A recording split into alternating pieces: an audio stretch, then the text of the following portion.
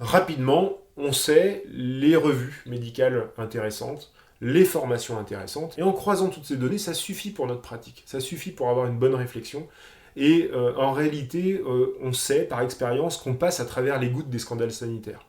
Moi, je n'ai jamais prescrit de médiateur.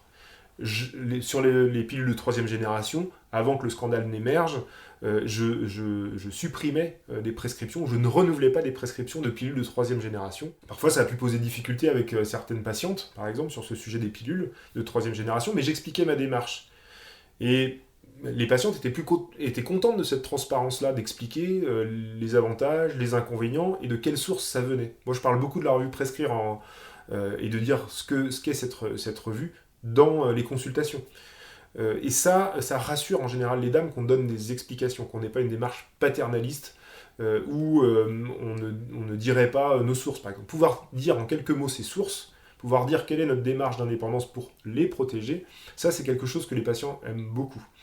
Donc on peut déprescrire, on peut ne pas renouveler une ordonnance de médicaments qui nous paraît pas dans les clous des données de la science, même si c'est un grand professeur, je le mets entre guillemets, qui l'a prescrit. Cette démarche, les gens l'entendent bien, la comprennent bien. Alors parfois, oui, on sélectionne notre patientèle, parce qu'il y a des gens qui ne comprennent pas, qui veulent des antibiotiques comme ci, qui veulent des médicaments à tout crin. Bon, ils vont voir ailleurs, c'est pas très grave.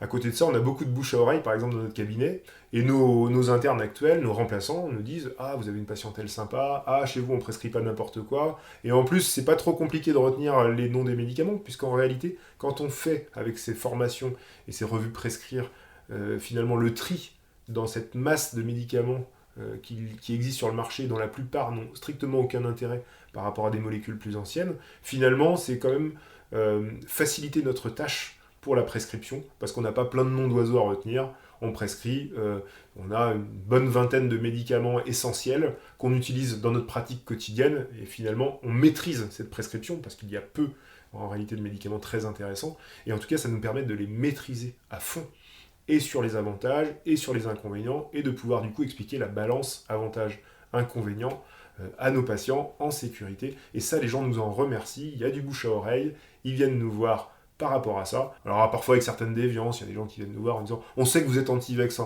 Moi, je ne suis pas du tout anti-vaccin. Alors, il n'y a pas que le médicament, hein. Il y a des thèmes de prévention sur les dépistages.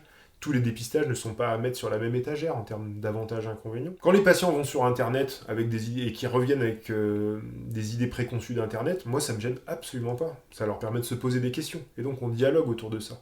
Et comme il nous faut confiance parce qu'on a cette démarche d'indépendance et qu'ils le savent, parce qu'on l'affiche clairement dans nos discours, les gens disent bah, « J'ai entendu ça sur Internet, qu'est-ce que vous en pensez, docteur ?» Et ça, c'est vraiment super. J'ai vu tel spécialiste, mais moi, j'ai pas commencé à prendre les médicaments, je voulais d'abord avoir votre avis.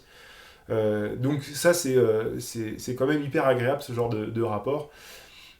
Et du coup, on est aussi respecté par nos collègues spécialistes par rapport à ça, parce qu'ils savent qu'on a du répondant scientifique. S'ils prescrivent de travers, et qu'on vient leur dire dans un courrier, on pense que là, c'est pas tout à fait dans les clous de la science, et on explique la démarche, la fois suivante, ils font plus attention. Et donc, on a des rapports assez sains, même si parfois ça se frictionne. Ils disent très bien à leurs patients, moi j'ai confiance dans le docteur de la rue, ou dans mes associés, etc. Et du coup, comme le monde n'est pas tout noir et tout blanc, un neurologue, par exemple, peut avoir plein de qualités diagnostiques, etc. Et puis, si sur la thérapeutique, il se fait un peu influencer par l'industrie, on le sait.